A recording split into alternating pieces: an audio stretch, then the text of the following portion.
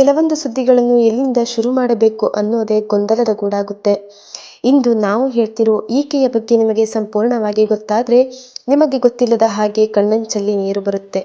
ಡಿವೋರ್ಸ್ಗಳೇ ಸದ್ದು ಮಾಡ್ತಿರೋ ಈ ಕಾಲದಲ್ಲೂ ಇಂತಹ ಹೆಂಡತಿ ಇರೋಕೆ ಸಾಧ್ಯನಾ ಎಂಬ ಪ್ರಶ್ನೆ ಮೂಡುತ್ತೆ. ಆದ್ರೆ ಈಕೆಯ ಕತೆ ಕೇಳಿದವರು ಸಿಕ್ಕರೆ ಇಂಥ ಹೆಂಡತಿ ಸಿಗ್ಬೇಕು ಅಂತಾರೆ.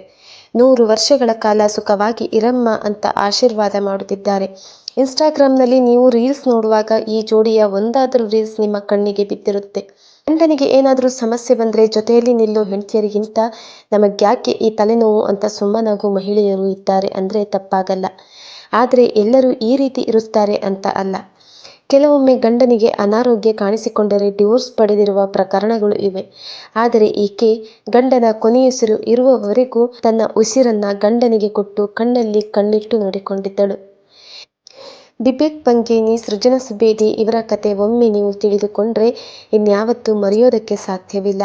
ಅದರಲ್ಲೂ ಸೃಜನಾ ಸುಬೇದಿ ಪ್ರೀತಿ ಎಂಥದ್ದು ಅಂತ ಗೊತ್ತಾದ್ರೆ ಕಣ್ಣಲ್ಲಿ ನೀರು ಬರುತ್ತೆ. ಇಬ್ಬರೂ ಕೂಡ ಹಲವು ವರ್ಷಗಳ ಕಾಲ ಪ್ರೀತಿ ಮಾಡಿ ಎಲ್ಲರ ಒಪ್ಪಿಗೆ ಪಡೆದು ಮದುವೆಯಾಗಿದ್ದರು. ಇಬ್ಬರು ಸೋಷಿಯಲ್ ಮೀಡಿಯಾದಲ್ಲಿ ತುಂಬಾ ಆಕ್ಟಿವ್ ಆಗಿದ್ರು. ಇವರಿಬ್ಬರ ಮುದ್ದಾದ ವಿಡಿಯೋಗಳನ್ನು ನೋಡಿ ನೆಟ್ಟಿಗರು ಖುಷಿ ಪಡುತ್ತಿದ್ರು. ಆದರೆ ದೇವರಿಗೆ ಸಹಿಸಿಕೊಳ್ಳೋಕೆ ಆಗ್ಲಿಲ್ಲ ಅನ್ಸುತ್ತೆ.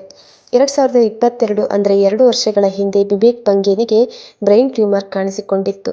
ಇಬ್ಬರಿಗೂ ದೊಡ್ಡ ಆಘಾತ. ಆದ್ರೆ ಇಂಥ ಸಮಯದಲ್ಲಿ ನಾನು ಕುಗ್ಗಿದ್ರೆ ನನ್ನ ಗಂಡನನ್ನು ನೋಡಿಕೊಳ್ಳೋರು ಯಾರೂ ಇಲ್ಲ ಅಂತ ಧೈರ್ಯ ತಂದುಕೊಂಡಿದ್ದಳು ಸೃಜನಾ ಸುಬೇದಿ. ತನ್ನ ಗಂಡನನ್ನು ಪುಟ್ಟ ಮಗುವಿನಂತೆ ಆರೈಕೆ ಮಾಡಿದಳು. ವಿಡಿಯೋ ಮಾಡಿ ಇನ್ಸ್ಟಾಗ್ರಾಮ್ನಲ್ಲೂ ಹಾಕುತ್ತಿದ್ದಳು. ಇವರಿಬ್ಬರ ಈ ವಿಡಿಯೋ ನೋಡಿ ಜನರು ದೇವರಿಗೆ ಶಾಪ ಹಾಕುತ್ತಿದ್ರು.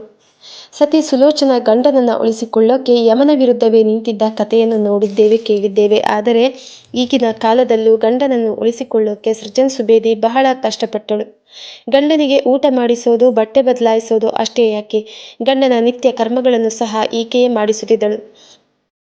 ಗಂಡನಿಗೆ ತನಗೆ ಈ ದೊಡ್ಡ ಕಾಯಿಲೆ ಬಂದಿದೆ ಅನ್ನೋದನ್ನು ಮರೆಸುವಂತೆ ಮಾಡಿದ್ದಳು ಸೃಜನಾ. ಡಿಸೆಂಬರ್ 19, 2024ರಂದು ಬಿಬೇಕ್ ಕೊನೆಗೂ ಆಕೆಯನ್ನು ಬಿಟ್ಟು ಹೊರಟೇ ಬಿಟ್ರು. ಇತ್ತ ಗಂಡನೇ ಜೀವ ಅಂದುಕೊಂಡಿದ್ದ ಸೃಜನಾ ಕುಸಿದು ಬಿದ್ದಿದ್ದಳು. ಚಿಕ್ಕ ವಯಸ್ಸಿಗೆ ಗಂಡ ಸತ್ತರೆ ಸ್ವಲ್ಪ ದಿನ ಸುಮ್ಮನಾಗಿ ಮತ್ತೊಂದು ಮದುವೆಯಾಗೋ ಈ ಕಾಲದಲ್ಲಿ ಸೃಜನಾ ಎಲ್ಲರಿಗೂ ಸ್ಫೂರ್ತಿಯಾಗ್ತಾರೆ ಅಂದ್ರೆ ತಪ್ಪಾಗಲ್ಲ. ಗಂಡನ ಕಳೆದುಕೊಂಡ ಬಳಿಕ ಸೃಜನಾ ಸನ್ಯಾಸತ್ವ ಸ್ವೀಕರಿಸಿದ್ದಾರೆ ಅಂತ ಹೇಳಲಾಗ್ತಿದೆ. ಕೆಲವರು ಈಕೆಯನ್ನು ನೋಡಿ ನಿಜಕ್ಕೂ ನೀನು ಕಲಿಯುಗದ ಸೀತೆ ನೀನು ಅಂತ ಹೇಳುತ್ತಿದ್ದಾರೆ. ಇನ್ನು ಕೆಲವರು ನೀನು ಮಹತಾಯಿ ಕಣಮ್ಮ ಅಂತ ತಮ್ಮ ಅಭಿಪ್ರಾಯವನ್ನು ಹಂಚಿಕೊಳ್ಳುತ್ತಿದ್ದಾರೆ. ಅದೇನೇ ಇರಲಿ, ಇಂಥ ಮಹಿಳೆಯರು ನಮ್ಮ ನಡುವೆಯೂ ಇದ್ದಾರೆ. ಆದರೆ ಸೃಜನಾ ಮಾತ್ರ ಎಲ್ಲರಿಗಿಂತ ಮೇಲೆ ನಿಲ್ಲುತ್ತಾರೆ ಅಂದ್ರೆ ತಪ್ಪಾಗಲ್ಲ. ಎಲ್ಲರಿಗೂ ಸಿಕ್ಕರೆ ಇಂಥ ಹೆಂಡತಿ ಸಿಗ್ಬೇಕು ಅಂತ ಅಂದುಕೊಳ್ಳುತ್ತಿದ್ದಾರೆ. ಹುಡುಗನಿಗೆ ಹುಡುಗಿ ಮೋಸ ಮಾಡಿದಳು, ಹುಡುಗಿಗೆ ಹುಡುಗ ಮೋಸ ಮಾಡಿದ ಅಂತ ಕೇಳೋ ಈ ಕಾಲದಲ್ಲಿ ಪ್ರೀತಿಸಿ ಗೆದ್ದವರು ಸೋತಿದ್ದು ದೇವರ ಆಟದಲ್ಲಿ ಅನ್ನೋದು ಬೇಸರದ ಸಂಗತಿ.